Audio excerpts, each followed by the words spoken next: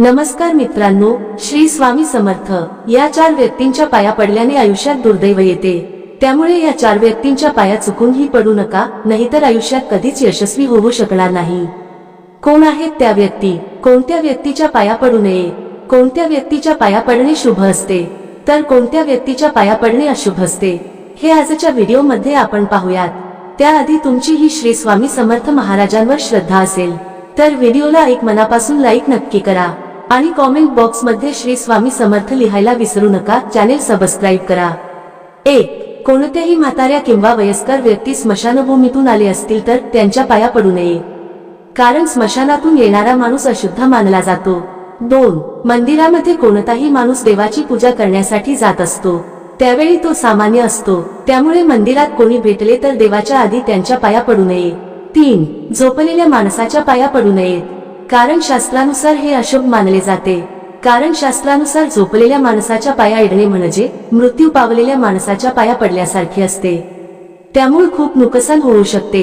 4. एखादी व्यक्ती जर देवपूजा करत असेल तर त्याच्या पाया पडू नयेत, त्याची पूजा पूर्ण होईपर्यंत वाट पाहावी, नंतरच त्याच्या पाया पडावे।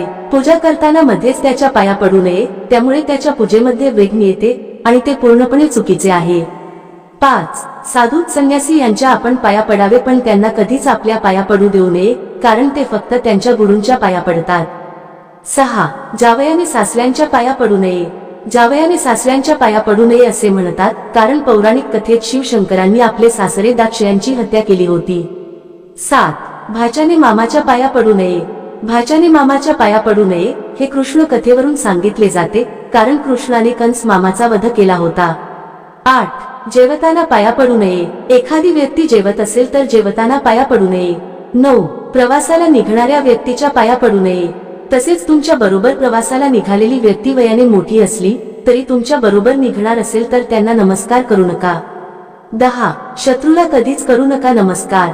आपल्या शत्रूला कधीच नमस्कार करू नये, कारण त्यांच्या मनात कायम द्वेष असतो, आपले चांगले होऊ नये अशी भावना त्यांच्यामध्ये असते, त्यामुळे त्यांच्या पाया पडल्याने आपल्यात नकारात्मक ऊर्जा येते, तसेच तो मनोमन आशीर्वाद ऐवजी शाप देतो, म्हणून शत्रूला कधीच नमस्कार करू नये। कोणाच्या पाया पडल्यामुळे भाग्य वाढते? 1. मोठी बहीण आणि आत्याच्या पाया पडल्यामुळे बुध ग्रह मजबूत होतो। 2. वयस्कर माणसांच्या पाया पडल्यामुळे केतू ग्रह बलवान होतो। 3. वडिलांच्या पाया पडल्यामुळे सूर्य ग्रह मजबूत होतो। 4. काकी, आई, आजी, मावशी यांच्या पाया पडल्यामुळे चंद्र ग्रह मजबूत होतो। 5. मोठ्या भावाच्या पाय पडल्यामुळे मंगळ ग्रह मजबूत होतो। 6. संत, गुरु आणि ब्राह्मणांच्या पाया पडल्यामुळे बृहस्पती ग्रह मजबूत होतो। 7. वहिनीच्या पाया पडल्यामुळे शुक्र ग्रह मजबूत होतो। 8. सासरच्या लोकांशी चांगले संबंध ठेवले तर राहू ग्रह बलवान होतो। कोणाला ओलांडू नये? 1. कोणत्याही प्राण्याला ओलांडून कधी जाऊ नये। 2. अग्नीला चुकून सुद्धा ओलांडू नये आणि कधी पाय लागू देऊ नये। 3. ज्या खुट्याला आणि दोराला गाय किंवा त्याचं वासरू बांधलेलं असतं त्याला कधीही ओलांडू नये।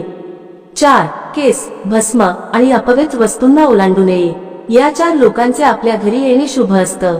1. जर तुमची नणद तुमच्या घरी येत असेल तर तुमच्या नंदेचं तुमच्या घरी येणं अत्यंत शुभ असतं, पण ती सारखी येऊन माहेरी राहत असेल तर ते चुकीचे आहे। मुलीने माहेरी पाहुणचारासाठीच यावे। 2. तुमच्या घरी जर तुमचे जावई येत असतील तर जावयाची पावलं तुमच्या घरासाठी अत्यंत शुभ असतात, पण जावयाने घरजावई होऊन राहू नये। 3. तुमच्याकडे वारंवार तुमचे भाचे येत असतील तर त्यांचे तुमच्या घरी येणं तुमच्यासाठी खूप भाग्याचे असते।